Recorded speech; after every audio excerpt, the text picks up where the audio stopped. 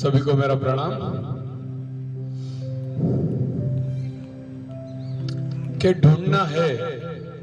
ढूंढना है तो स्वयं को ढूंढिए, क्योंकि बाकी तो सब गूगल पर अवेलेबल है। एक बहुत सुंदर कहानी।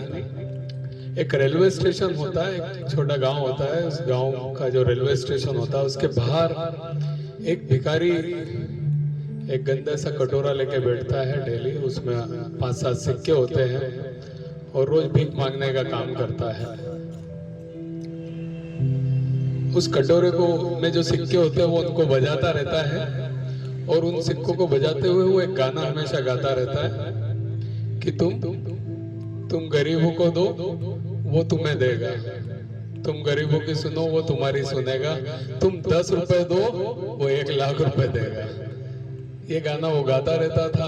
कई लोग वहां से जो गुजरते थे वो कुछ लोग उसको पैसा दे देते थे, कुछ नहीं देते थे। ऐसे उसका जीवन यापन चल रहा था।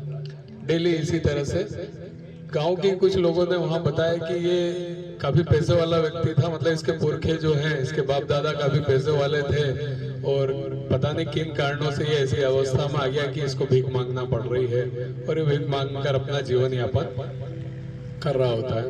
एक दिन एक पैसेंजर जिसको ट्रेन पकड़ना होती है वो जल्दी से वहां से गुजर रहा होता है पैदल पैदल। उसकी नजर इस भिखारी के ऊपर पड़ती है जो भीख मांग रहा होता है।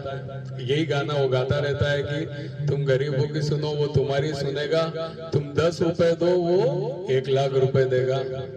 पैसेंजर जल्दी में था लेकिन इसकी नजर उस भिखारी के कटोरे पे पड़ी जो बहुत ही गंदा संदा दिख रहा था, जिसके अंदर 4-5 सिक्के बज रहे थे, जिसको वो हिला हिला के गाना गा रहा था। उस पैसेंजर ने थोड़ी देर तो उस कटोरे को देखा, फिर भिखारी की तरफ देखा और फिर तुरंत अपना पर्स निकाला और उसमें से 10-100 के नोट निकाले। भिखारी देख के बोला काश मुझे एक नोट इसमें से मिल जाए। वो सोच ही रहा था, इतने में पैसेंजर बोला ये 10 नोट तुम्हारे, ये कटोरा मुझे दे दो। तो भिखारी सोचने लग गया। इतने में उसने 10 नोट और निकाले 100 के। बोले 10 नोट और पकड़ो, टोटल 20 नोट, ये कटोरा मुझे दे दो। भिखारी बोले अरे क्या बात है, 20 नोट मिल रहे हैं मुझे 100 के। वो तुरंत तैयार हो जाता कि हाँ ये कटोरा आप ले लो। वो तुरंत उसको 20 नोट देता है, कटोरा उसको देता है। भिखारी भी तुरंत अपना सामान समेटता है वहां से कि यार भगलू, क्या मालूम थोड़े देर में इसका मूड चेंज हो जाए और ये कटोरा वापस देके मुझसे पैसे वापस नहीं मांग ले। वो फटाफट अपना सामान गड़ी करता है और चलता हो जाता है। इधर पैसेंजर भी तुरंत भागता है क्योंकि उसके भी दिमाग में यही चल रहा होता है कि भिखारी पलट न जाए, वापस अपना कटोरा न मांग ले मुझसे। तो ये भी तुरंत अपनी ट्रेन की तरफ भागता है और फट से ट्रेन में जाके बैठ जाता है। और जैसे ही ट्रेन चलती है, सीटी बजती है, ट्रेन चलने लगती है, तो उस पैसेंजर की जान में जान आती है कि चलो अब ठीक है, अब भिखारी नहीं आएगा। वो धीरे से अपना बैग खोलता है जिसमें वो कटोरा रख के लाता है, उसको हाथ में लेके ऐसे देखता है तो करीब आधा किलो के आसपास उसका वजन होता है। और आपको ये बात जानकर आश्चर्य होगा कि वो जो पैसेंजर है वो और कोई नहीं, वो बहुत बड़ा जोहरी होता है जिसे नॉलेज होता है हर चीज को परखने का, स्पेशली धातुओं को परखने का बहुत अच्छा ज्ञानी रहता है। तो वो जो मिट्टी से सना हुआ गंदा कटोरा होता है उसने दूर से ही समझ लिया था कि ये सोने का कटोरा है और उसने तुरंत 2000 रुपए में वो कटोरा उससे खरीद लिया। आके वो देखता है कि यार चलो कितना मूर्ख आदमी है, साला भीख मांग रहा सोने के कटोरे में। और इतने लोग आते जाते, किसी ने अभी तक ऑब्जर्व नहीं किया कि वो सोने का कटोरा है। उधर वो भिखारी सोच रहा है कि कैसा मूर्ख आदमी है, 2000 रुपए देके मुझसे कटोरा ले गया। तो दोनों ऐसा सोच रहे होते हैं और ट्रेन चल जाती है। तो इस कहानी से हमें ये शिक्षा मिलती है कि हमें हमारी वैल्यू करना चाहिए। हम अपनी कदर खुद ही नहीं करते। क्या कहते हैं हम, मेरे तो बस में नहीं है, मैं नहीं कर पाऊंगा, मुझसे नहीं हो पाएगा, है ना।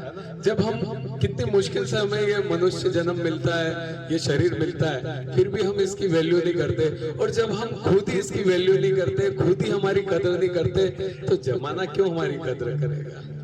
तो इस कहानी से हमें यही शिक्षा मिलती कि भगवान ने तो हमें सोना बना के इस पृथ्वी पर भेजा है। अब हम भीख मांगे तो एक अलग बात है, तो भीख न मांग के हमें अपने आप को समझना होगा, अपने आप को जानना होगा। ठीक है, सब कुछ हमारे अंदर है, बाहर कुछ भी नहीं है। एक छोटी सी कविता कि बात उन दिनों की थी, कि बात उन दिनों की थी जब तक हमने अपने आप को जाना नहीं था। कोई हमें प्यार कर ले इस बात का दिल दीवाना था। दर दर भटकता था मैं, हर एक दहलीज पे सर पटकता था मैं। पता नहीं किस किस का दरवाजा खटखटाया था, हर अजनबी के सामने उम्मीद का दामन फैलाया था। मायूसी के दौर से गुजर रहा था, तभी एक आवाज से आई, पीछे मुड़कर देखा तो मुझसे कुछ कह रही थी मेरी परछाई। उसने कहा, अरे बेवकूफ, इधर उधर घूमता मत डोल, सबसे पहले अपने दिल का दरवाजा खोल। तुझे जिस प्यार का इंतजार है, अपने भीतर झांक कर देख, तेरे अंदर प्यार का भंडार है। जिंदगी चली जाएगी पर ये भंडार कम न हो पाएगा। खुद तो पाएगा, दूसरों को भी कुछ दे पाएगा। याद रख, खुद से कर प्रेम, तभी प्रेम पाएगा। और तेरे भीतर जब फूल खिलेंगे तो भंवरों का दल अपने आप मंडराएगा। तो यही इस कहानी का सार है। अपने आप को जान लो, अपने आप को समझ लो। भगवान ने तो बहुत कुछ डाल के हमें इस पृथ्वी पर भेजा है। एक अच्छा भजन करते हैं और उसके बाद अगले